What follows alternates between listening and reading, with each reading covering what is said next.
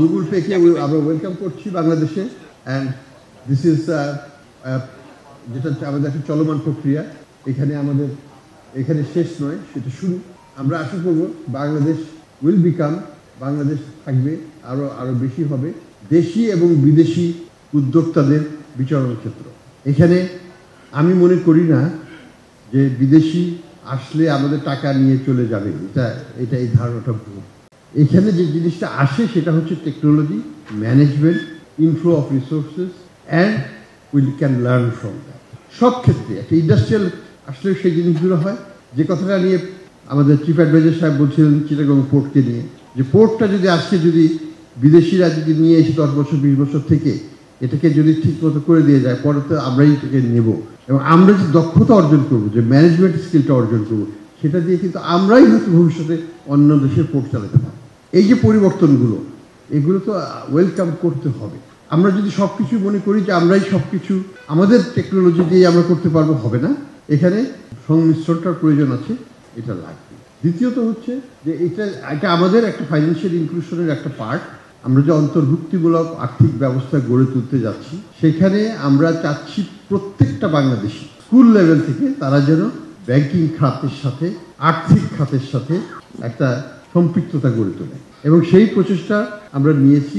আমরা ইতিমধ্যেই ব্যাংকগুলোর কাছ থেকে সহযোগিতা পাচ্ছি, এবং আমরা বলছি প্রত্যেকটা ব্যাংকে একটা করে স্কুলকে অ্যাডাপ্ট করে নিতে।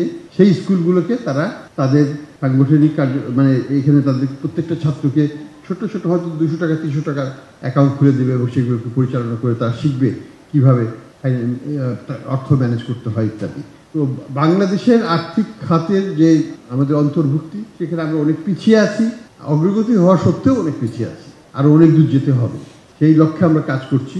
আমরা সবগুলো চ্যানেল, একটা হচ্ছে ক্রেডিট কার্ড চ্যানেল, একটা হচ্ছে মোবাইল ফাইন্যান্সিয়াল সিস্টেম চ্যানেল, একটা হচ্ছে আমাদের মাইক্রো ক্রেডিট ইনস্টিটিউশন চ্যানেল, একটা হচ্ছে আমাদের এজেন্ট ব্যাংকিং চ্যানেল, এগুলো সবগুলো চ্যানেল, প্লাস আমরা ডিজিটাল ব্যাংক নিয়ে আসছি খুব শীঘ্রই, সেই চ্যানেল, সেটাও কিন্তু ক্ষুদ্র উদ্যোক্তাদের উদ্দেশ্যে যাবে এবং ছোটো ছোটো বিজনেসকেই প্রমোট করবে। তো এই সবগুলো চ্যানেলকে আমরা একসাথে কার্যকর, আরও মোর এফেক্টিভ করে আমরা একটা অন্তর্ভুক্তিমূলক আর্থিক কাঠামো গড়ে তুলতে চাচ্ছি, যেটা আরও স্থায়ী হবে। একই সাথে অবশ্যই আমরা অন্যদিকে গুড গভর্নেন্সের চেষ্টা করছি। আপনারা জানেন ব্যাংকিং খাতে আমরা শৃঙ্খলা ফিরিয়ে আনার জন্য ক্লাসিফিকেশন রুল কমপ্লিটলি চেঞ্জ করে দেওয়া হয়েছে, এটা ইন্টারন্যাশনাল স্ট্যান্ডার্ডে আমরা নিয়ে গেছি। আমরা সামনে IFRS 9 করতে যাচ্ছি, যেটা আমাদের অ্যাকাউন্টিং সিস্টেমটাকে মডার্নাইজ করবে। আমরা রিস্ক বেসড সুপারভিশন চালু করতে যাচ্ছি সামনে জানুয়ারি থেকে।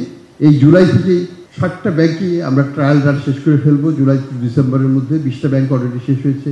রিস্ক বেসড এটাকে করতে হবে, হুইচ ইজ ফরওয়ার্ড লুকিং। তো আমরা চেষ্টা করছি ব্যাংকিং খাতে শৃঙ্খলা ফিরিয়ে আনতে, যাতে আগের মতো অবস্থায় আর কোনোদিন যেন আমাদের ব্যাংকিং খাত ফেরত না যায়।